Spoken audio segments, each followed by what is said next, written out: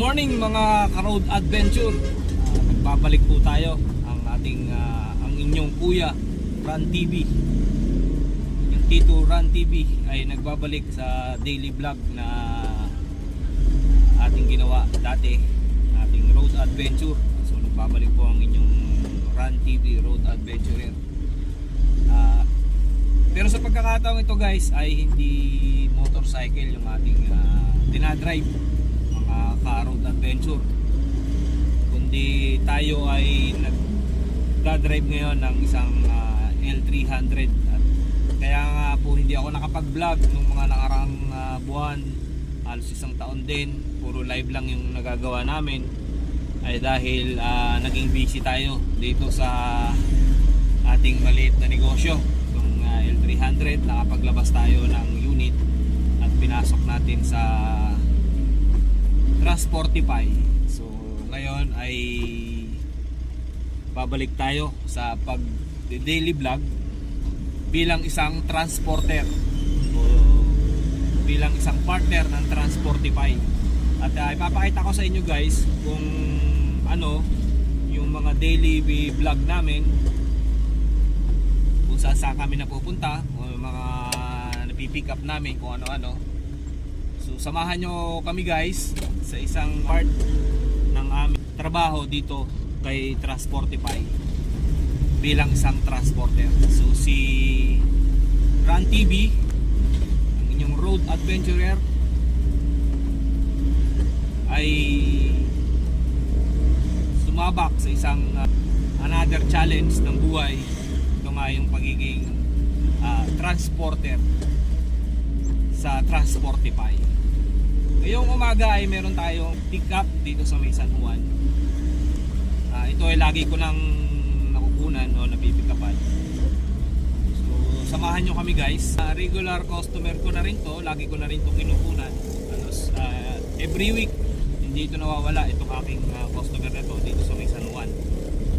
So ngayong umaga samahan nyo kami guys. Samahan nyo kami mga ka-road adventure na pumick up ng mga booking dito kay Transportify. So ayan, ka-road adventure, nandito na tayo sa first pick up ngayong araw na to.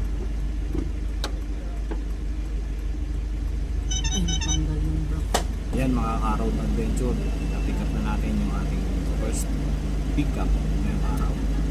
Magpo-proceed na tayo sa ating first destination. So meron tayong dalawang destination ng SM Bacoor at saka SM Las Piñas bago tayo bumalik dito. So ating pinag-pick upan para isole yung crates at saka yung resibo.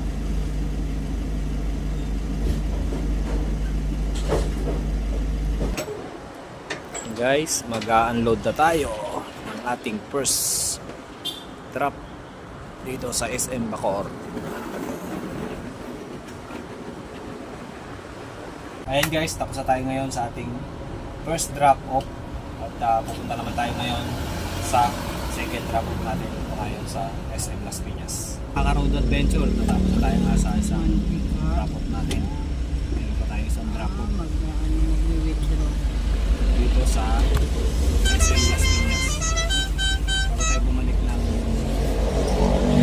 Sari. Pick upan natin para ibalik yung mga crates at saka yung resibo. Pagkatapos nun, pwede pa tayong kumuha ng isang sana makakuha pa tayo ng isang booking kahit hindi naman siya ganun kataas, ay okay na rin, quality na rin. So ayan guys, nandito na tayo sa ating second drop off SM Las Piñas.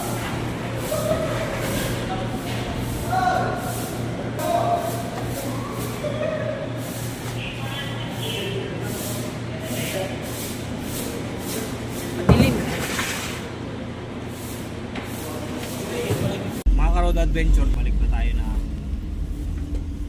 warehouse kung saan tayo nag-pick up.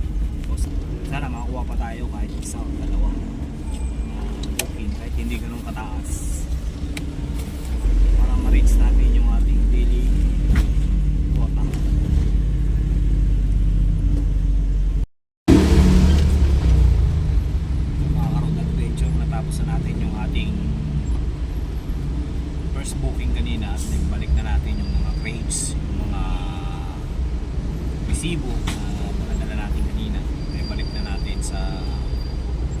pinag-uusapan natin sa office. At ngayon meron na tayong panibagong movie na pipikapin natin dito sa may Old Balara, Quezon City. Punta naman siya ng